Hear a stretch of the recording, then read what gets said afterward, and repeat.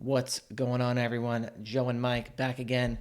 BuildAssetsOnline.com. Today, we're starting our multi part series on dropshipping ads for beginners. Of course, focusing on Google Ads. Stay away from that Facebook crap, that Facebook nonsense. Get it out of your head and listen to what we're doing here if you want to have dropshipping success. That's all I could say. This is going to give you your biggest chance for success. I'm already going to go into the how and the why. How's it going today, Mike? It's going good. And you know what, Joe? People talk about free content. They're in our comments like, why can't you just tell us what to do for free? And you know what? They may get what they want here. So let's see what we got going on today. All right. So the first thing we're going to go into is shopping ads, and you can see this little screenshot here on the right. 6,700,000. I can't really do numbers, but 6.7 million. And just so this is just so you guys know, these are the strategies. Basically, we use a little bit of social media retargeting, but what you're going to learn in this multi-part series is basically 95 to 97% of what drives this number. Of course, there's SEO involved as well, but we're not going to get to that because that's secondary. But this paid Google advertising is, in most cases, especially for new stores, the primary driver of these types of consistent results and going up over time. So I wasn't necessarily just talking about the number per se. What I'm trying to show is that it starts off low and gets to be consistent, grows consistently over time. I wasn't trying to show off or flex about the number. I wanted to show that since 2017, this store has been going up over time. So the way we always start, let's talk about the different types of things that you can do with Google Ads. So when you go to make your ad account and you make a new campaign, this is what you're going to see: sales, leads, website traffic, product and brand consideration, brand awareness and reach, app promotion, local store visits and promotions, or you can just create a campaign without their guidance.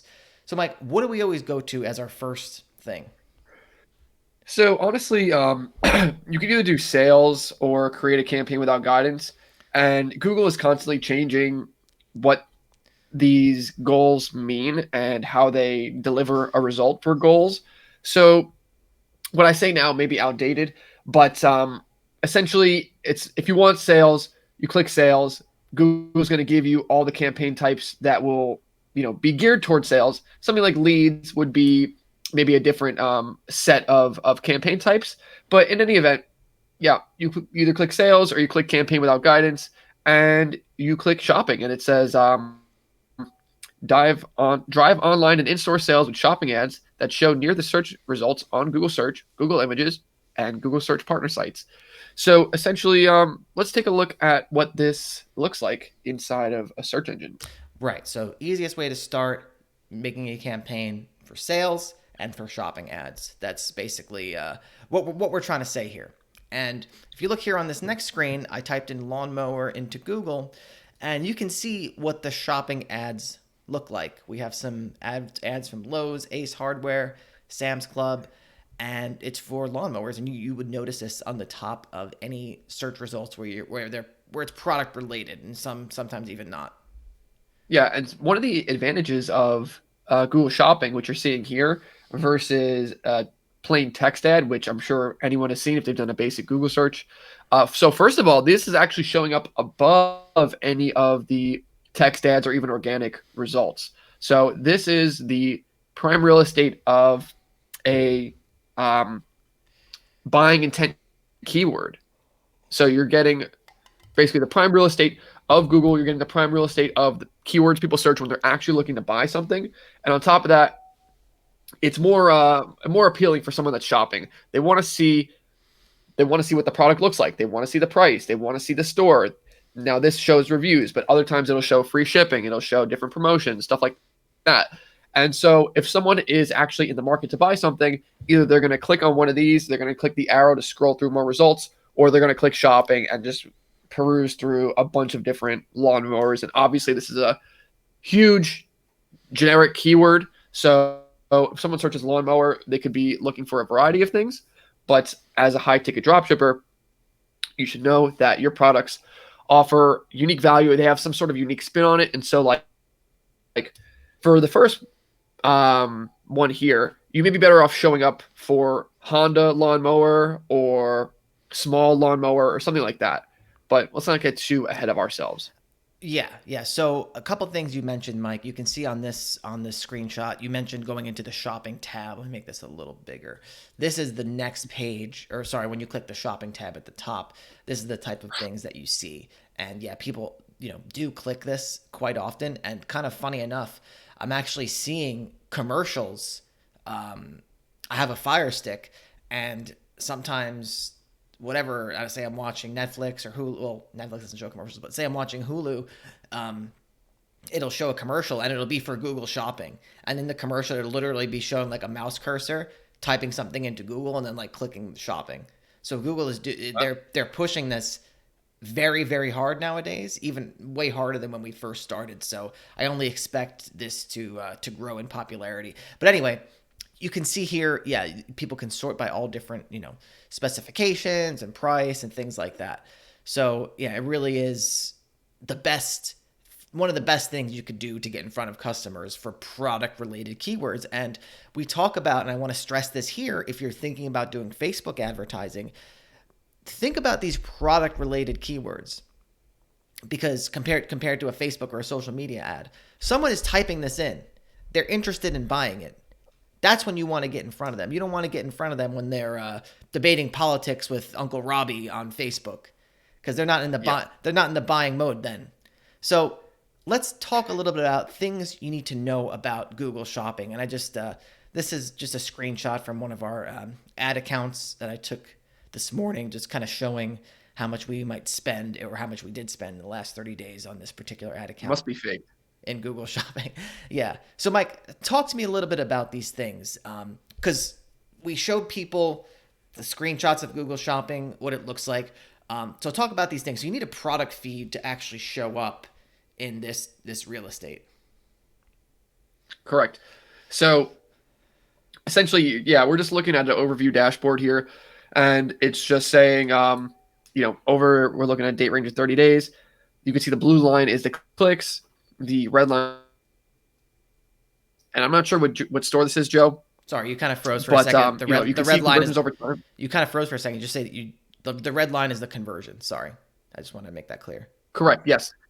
And so, yeah, essentially, with Google Shopping, like you showed, you type in lawnmower show up. But the thing is about Google Shopping is that you upload your products through the Merchant Center feed, and Google will take this product, say, you're selling this Honda lawnmower, and Google will recognize this and say, okay, based on your bids, based on how well the type of click through rate we expect for your website, for the product, for the price, we're going to show you for all these keywords. You're eligible for all these keywords. And so Google actually determines the keywords you're going to show up for, unlike with text ads, where you would just go into the text ad campaign. You'd say, I want to show up for lawnmower, or I want to show up for lawnmowers for sale. And boom, you're doing that. With this, Google determines what's happening. And so the advantage is cheaper clicks. You don't have to spend hours and hours doing keyword research. And I think versus with text ads, people are only really going to click the first 2 or 3 results, to be honest. With shopping ads, in the last slide, how you showed someone goes to the shopping tab, people will scroll through, and I've done this myself, you probably have too. If you're looking for something, you'll scroll through, you'll click a bunch of things, you'll look at, you'll do the drop down, see what people are selling it, what their prices are. And so even if you're bidding really, really low, you still have a good chance of getting clicks. And that's the beauty of Google Shopping ads. And just doing some quick maths here, it looks like we've spent $11,000 over the last 30 days, $12,000 and 66 conversions. So that's about what, Joe? $200 cost per conversion? I didn't do the math. Maybe I don't no, know. a little bit less, probably in the 160. But In the the thing 160 is, range. so yeah, every $160 we spend, we get a conversion. And so for this store, I believe we're selling very expensive products. And keep in mind, people will also call us, or they'll have a longer buying cycle, and so these conversions won't show up inside of the platform 100% of the time. So if you're going to make $1,000 on a sale, $1,000 profit, which we do regularly, would you spend $160 to get that sale? The answer will most likely be yes. And so, you can keep driving up where you're showing, driving up for the amount of keywords you're showing for. And this is how you increase your clicks and increase your Yeah. sales and all that over time. So I want to reiterate a few of the things you said because you kind of got cut off. I don't know why the internet's being terrible today. You kind of got cut off when you said cheap clicks. So I just want to reiterate that you said that the clicks are cheaper on Google Shopping, which is important to know. I think it's also important to know, and you can see this list at the top here, that you cannot control the keywords directly through this method. Whereas when we get into our next next sections of this series, we're going to talk about text ads where you have much tighter control over the keywords that show up. But you cannot control keywords directly for this. So you cannot, go tell Google, hey, I want to show up for only lawnmower and, make that happen. I mean, there probably is a way to do it. It would be kind of complicated, but either way, you control your where you show up through segmentation, your bid amount, and through negative keywords, which we go into great detail in our course and in our coaching on how to do. But I'm sure you can find lots of people to guide you through that. But that's important.